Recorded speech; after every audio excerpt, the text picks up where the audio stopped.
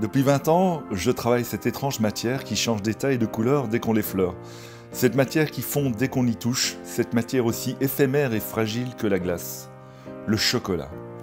Alors, comment rendre hommage au goût que j'ai pour l'art et pour toutes les formes de création plasticienne à travers les réalisations de la maison qui porte mon nom. Olympia Le Tann. La petite fille pas si sage. Olympia Le Tann ressemble à une héroïne de roman, au charme onirique et chic. Ses mini-sacs en forme de livre aux couvertures précieuses et ses jolis grimoires XS comblent deux de ses passions, la broderie et la littérature. Obsession partagée avec son père, l'illustrateur Pierre Le Tann. Un monde imaginaire entre l'univers de l'enfance et de la couture, le jeu du détournement. Kitsune, les branchés parisiens japonais. La maison Kitsune voit le jour en 2002, sous l'impulsion de Gilda Loac et Masaya Kuroki, cofondateur et directeur artistique. Ils ont réuni leurs deux passions, la mode et la musique, après un voyage au Japon. La rencontre de la mode parisienne et Tokyoite sous un regard un brin impertinent. Au programme des basiques revisités avec un petit renard pour emblème, simple, léger, pur, très lifestyle à travers la musique pour supprimer les frontières de la création.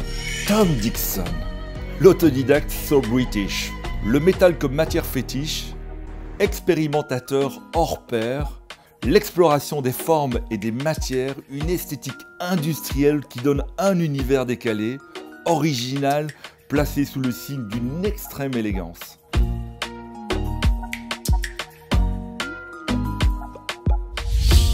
Peter Pilotto, un duo sorti de l'Académie royale des beaux-arts d'Anvers, une version de la mode qui est la combinaison de l'élégance des perspectives nouvelles et classiques à travers toutes sortes de gravures dans leur collection. Ami, Alexandre Matoussi, le boy next door parisien. Une histoire de potes, l'incarnation d'un état d'esprit, un style easy, chic, affublé d'un petit cœur rouge, habillé avec soin, sans prétention, frais, gai, léger comme son créateur, ça inspire toujours la joie de vivre.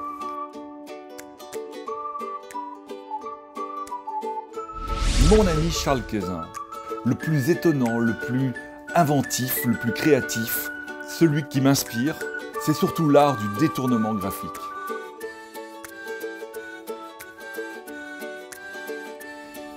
Daniel Firman, le sculpteur du mouvement en mode pose. Un langage sur la forme unique, à la fois ultra réaliste et empreint d'une forme irréelle. Des objets du quotidien, un élan d'énergie suspendu.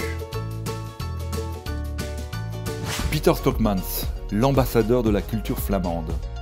La réinvention de l'univers de la porcelaine, design organique, quête d'une épure visuelle et un sublime travail sur les couleurs et le bleu Stockmans. Kendall Gears, l'artiste engagé, un travail liant expérience de vie, aspects sociaux, moraux, politique et art. Son œuvre explore les dimensions les plus intimes du psychisme humain.